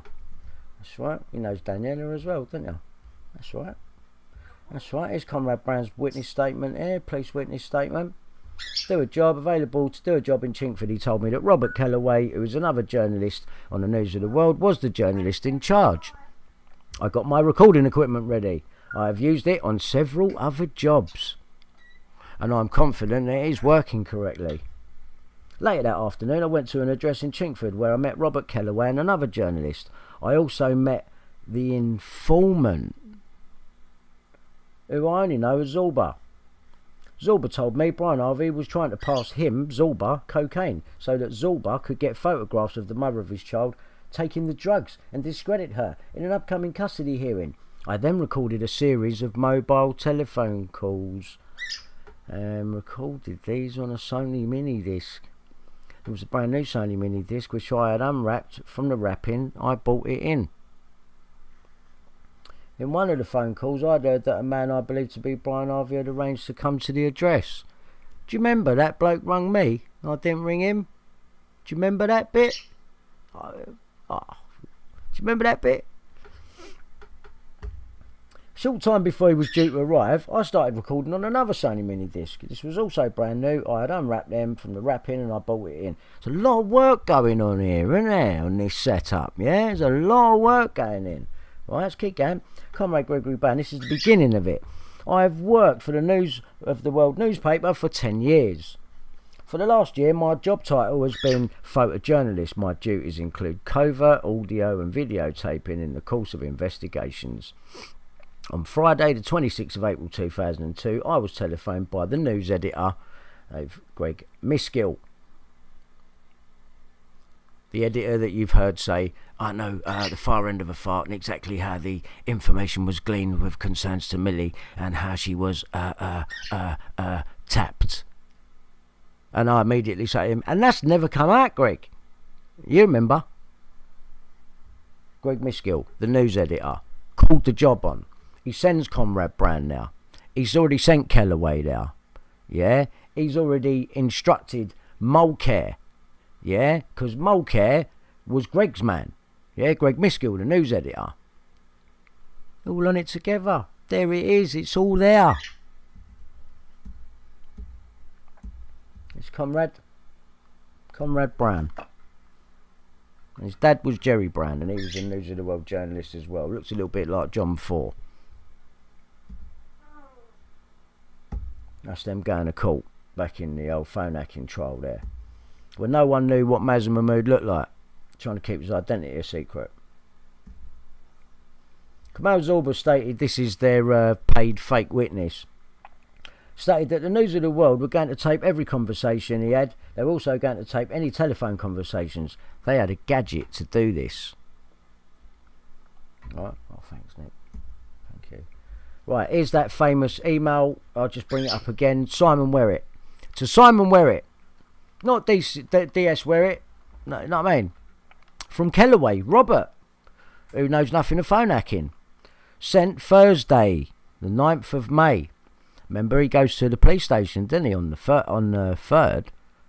And that's the Mulcair note that they leave out, because that is when Kellaway, on page 59, 3rd of the 5th 02, leaves me a message. And funny enough, don't show up on the Mulcair notes. Should be all your voicemail messages, shouldn't it? Well, where's that one then? Because I've got it in writing, but I don't seem to have it on... I got him admitting it, because it's part of his left you a voicemail message. It's part of the case. It's all in the fucking thing. It was in the disclosure bundle that I got directly from the court on the other side, trying to save paper. It was on the fucking back side of it, in the undisclosed fucking part there, or the bit that they don't say they don't use, or saying, yeah, it's fucking right there. He leaves me a message, word for word. You've seen it anyway. So Kellaway, dear Mr. Werrett, as requested. Crusader Dick, I hope you're watching this, because these are some of the wrongs that you need to right in order for us to start trusting the police again. So take this one in. Dear Mr. Werrett, that's Kellaway, as requested. So you requested them, DS Werrett, who then went on to be DCI Werrett, and then the Serious Crime Directorate, and he's a Christian pastor.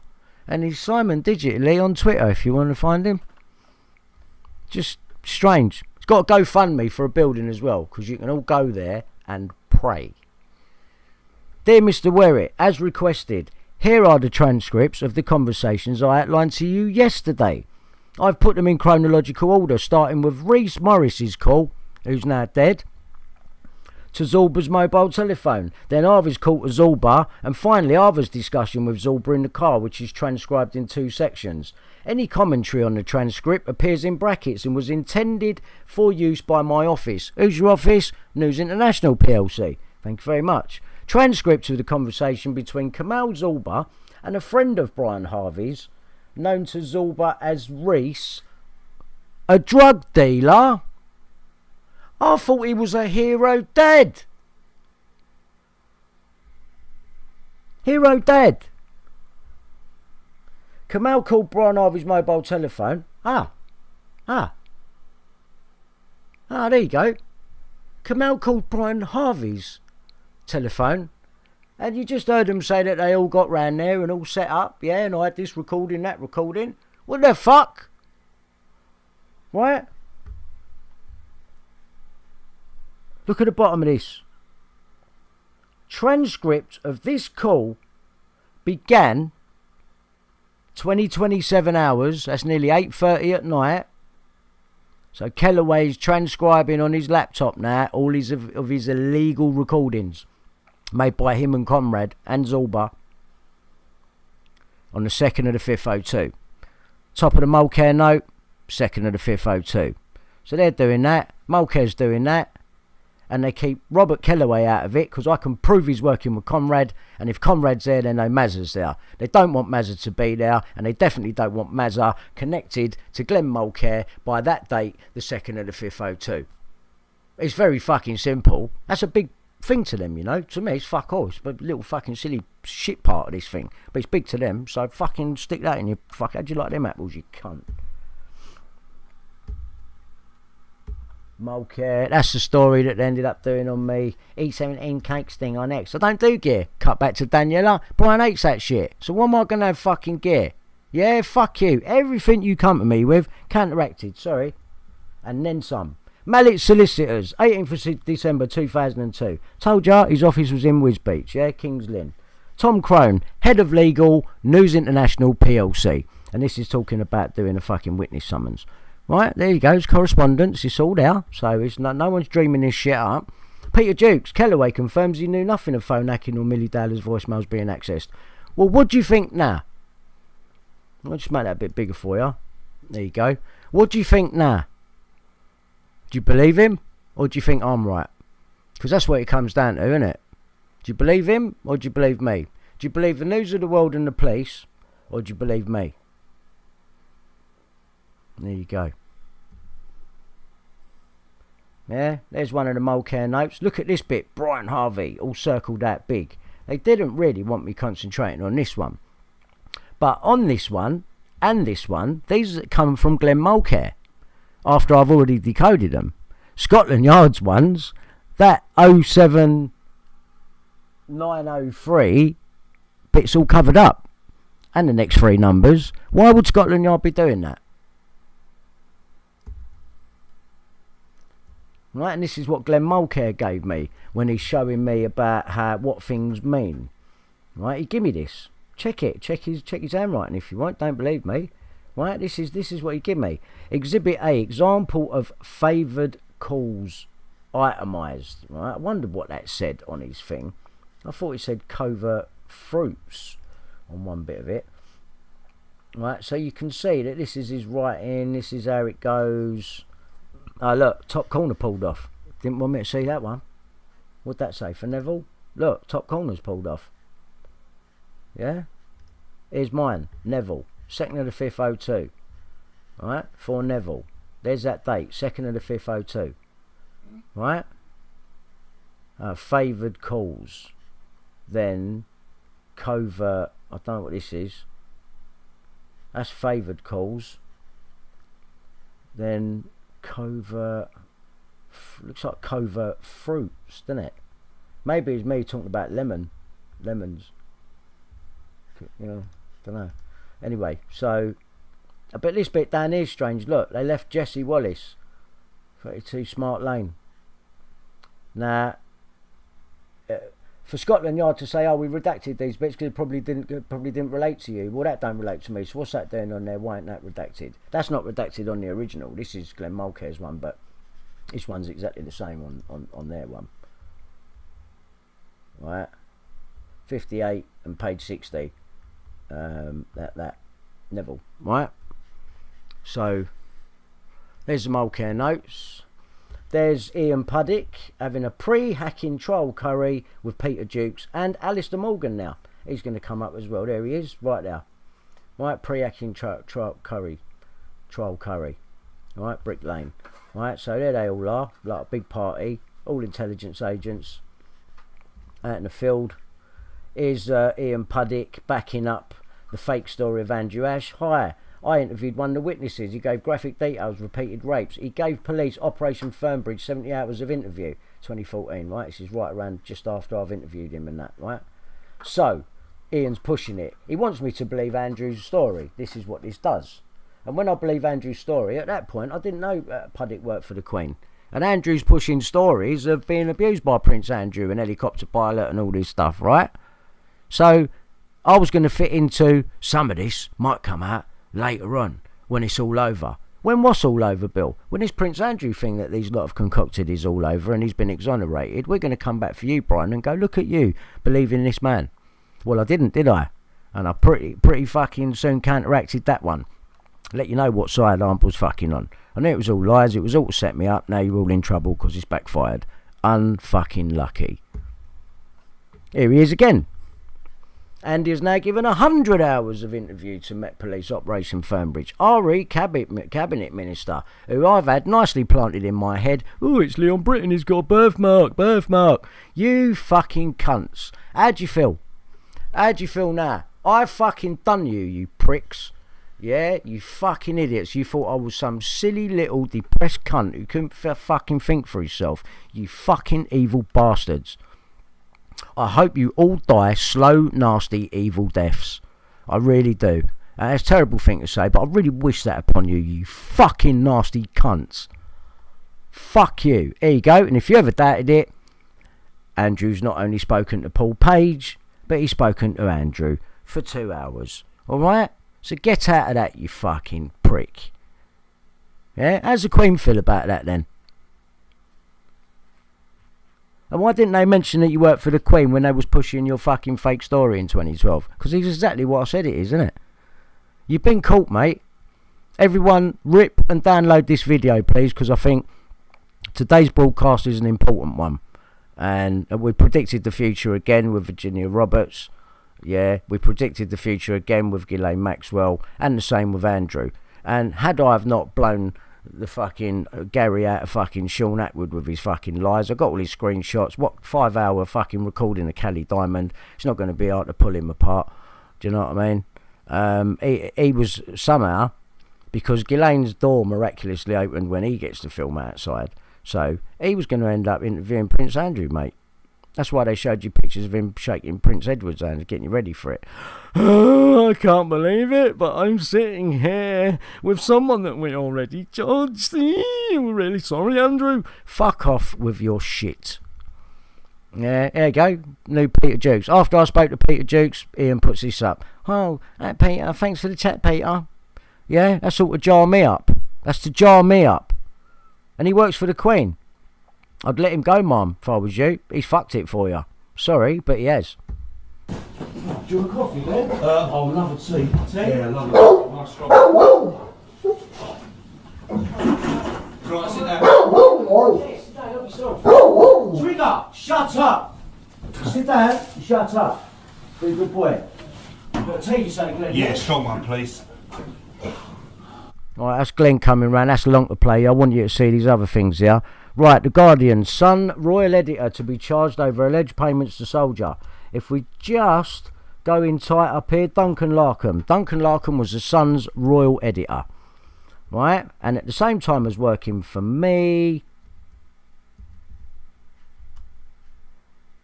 Larkham's solicitor, Richard Mallet. He's only working for the other side while he was working for me, filing my claim.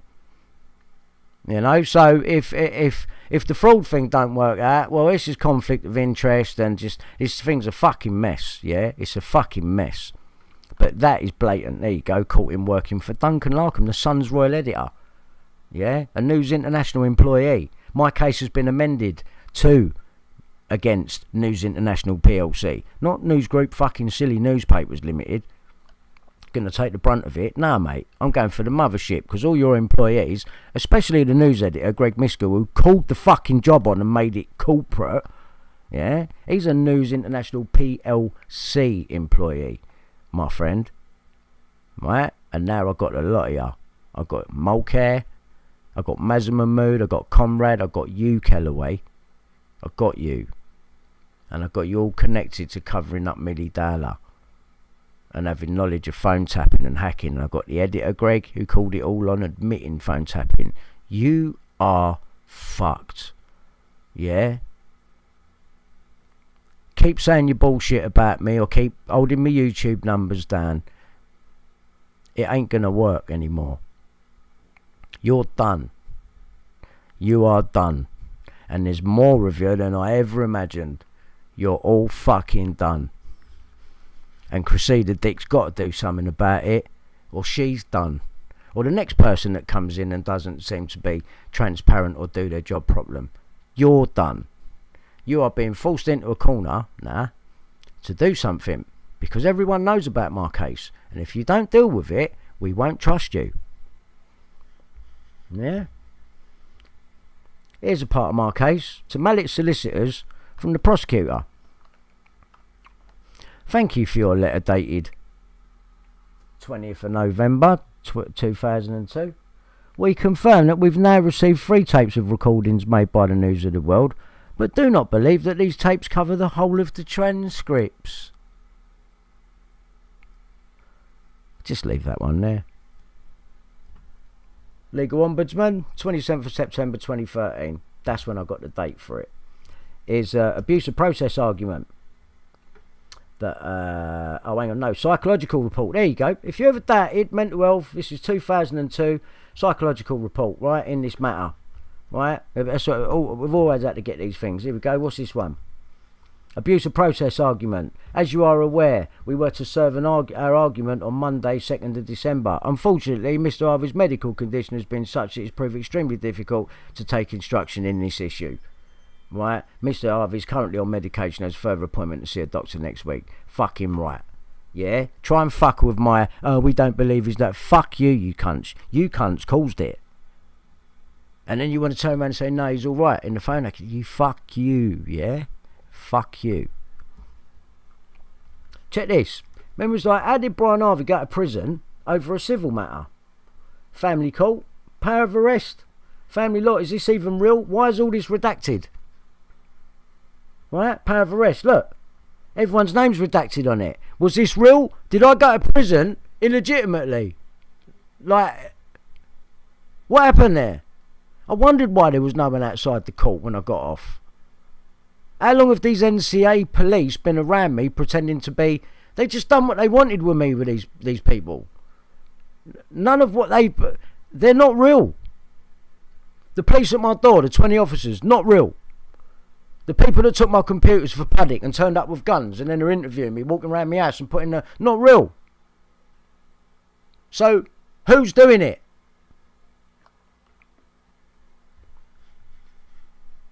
Media, Crown Prosecution Service, the Met, Scotland Yard, Secret Services, all because of what? Prince Andrew. You're fucked, mate. Daniela Sawyer, she won't say who it was, but thank you, because you've confirmed that it happened, we was there, secret passage, he don't do gear. Cheers, cheers, thanks mate, cheers.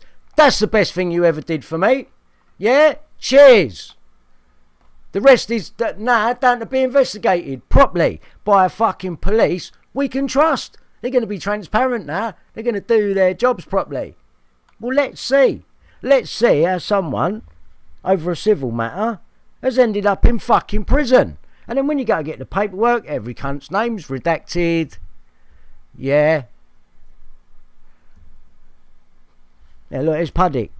Knows the geezer on my hacking evidence. You remember the email with Andy Coulson, Neil Wallace, Tom Crone, sent by Hayley Barlow, Channel 4, who's covered up Tom Watkins' grand designs. We were talking about fucking off to Maui, palm trees in his books and that. Like, fuck off, man. Look, I've got Puddy connected to the Queen, my phone hacking, fucking child abuse. He's getting Andrew Ash to put red herrings in there for Tom Watkins so I can get it wrong and that about the band member and then they all get saved. Nah, mate. You've just put your cards down and shown me what you're about. Who you're helping, how many of you there are, how big it is. When the press don't take, oh, they're involved, right? I see how big it is. So I know what I'm fighting now. So I know how many people I've got to convince and up my fucking game to destroy you cunts because it's coming. What did I say to you about clapping for the NHS? Do you remember that? Well, while you're doing that for the NHS, they're drinking fucking cheese and eating cheese and drinking wine. And your family are dying and you can't see them. How do you feel about that? I'll leave you on that note. Take care, everyone. Share the